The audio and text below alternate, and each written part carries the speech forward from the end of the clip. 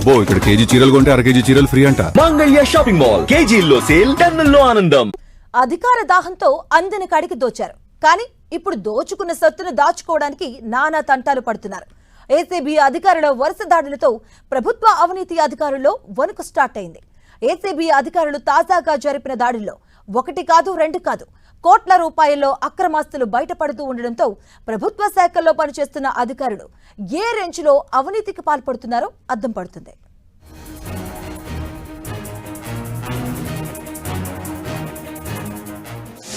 ప్రభుత్వ శాఖల్లో పెరిగిపోతున్న అవినీతి, అందిన కాడికి దోచుకుంటున్న ప్రభుత్వ ఉద్యోగులు, భారీగా అక్రమాస్తులు కూడబెడుతున్న అధికారులు, ఏసీబీ రైడ్స్ లో కళ్లు చెదిరే అక్రమాస్తులు. తెలంగాణలో జరుగుతున్న ఏసీబీ రైడ్స్ లో కళ్లు చెదిరే అక్రమాస్తులు బయటపడుతున్నాయి. అధికారిక లెక్కల ప్రకారం కోట్లలో ఉన్నప్పటికీ బహిరంగ మార్కెట్లో మాత్రం అంతకు మించి ఉంటున్నాయి. ఇటీవల ఏసీబీకి చిక్కిన డీఎస్పీ భీమ్రెడ్డి వద్ద బెంగుళూరులో ఇంటి స్థలం, కర్ణాటకలో భారీ వ్యవసాయ భూములు బయటపడ్డాయి. వీటి విలువ అధికారికంగా 10 నుంచి 12 కోట్లుగా నమోదు చేసిన మార్కెట్ విలువ మాత్రం 100 కోట్లకు పైగానే ఉంటుందని చెప్తున్నారు. అదే సమయంలో సర్వే అండ్ ల్యాండ్ రికార్డ్స్ అధికారిగా పనిచేసిన సుంకరి నరసింహారావు కేసులోనూ ఇదే పరిస్థితి కనిపించింది.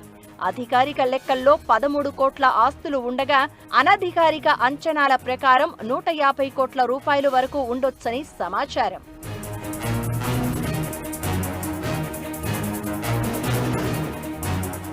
ఇలా ఒక్క భీమ్రెడ్డి, సుంకరి నరహరి మాత్రమే కాదు, ప్రభుత్వ ఉద్యోగాల్లో అత్యున్నత స్థాయిలో పనిచేస్తున్న మరికొందరిది కూడా ఇదే పరిస్థితి. కొన్ని రోజుల క్రితం R&B engineer Mohan Nayak, TG REDCO DGM Muthyam Venkataramana ఇంట్లో చేసిన తనిఖీల్లోనూ భారీగా అక్రమాస్తులు బయటపడ్డాయి. మోహన్ నాయక్ ఇంట్లో 17.94 కోట్ల అక్రమాస్తులు బయటపడగా ఓపెన్ మార్కెట్ విలువ 200 కోట్లు ఉంటుందని అంచనా. అలాగే ముత్యం వెంకటరమణ కేసులో అధికారికంగా 28.14 కోట్ల అక్రమాస్తులు గుర్తించగా అనధికారికంగా 200 కోట్లకు పైగా ఉండొచ్చని చెప్తున్నారు.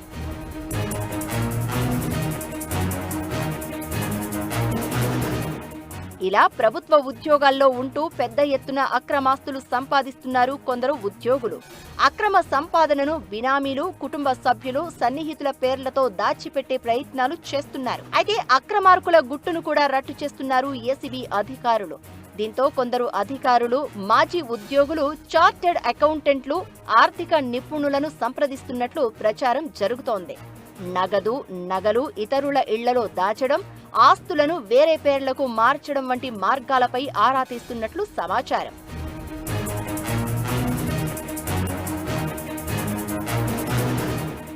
ఏసీబీ దాడుల్లో ఈ ఏడాది జనవరి నుంచి ఇప్పటి వరకు 139 కేసులు నమోదు కాగా ఏప్రిల్, మే, జూన్ 3 నెలల్లోనే 77 కేసులు నమోదయ్యాయి.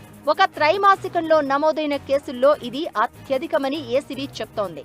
వరుస ఏసీబీ దాడులతో అక్రమార్కుల్లో ఆందోళన పెరుగుతోంది. అక్రమంగా సంపాదించిన సొమ్మును దాచుకునేందుకు ఎంత ప్రయత్నించినా ప్రస్తుతం ఏసీబీ చేస్తున్న దాడులతో చట్టం నుంచి తప్పించుకోవడం కష్టమేనని దర్యాప్తు అధికారులు స్పష్టం చేస్తున్నారు.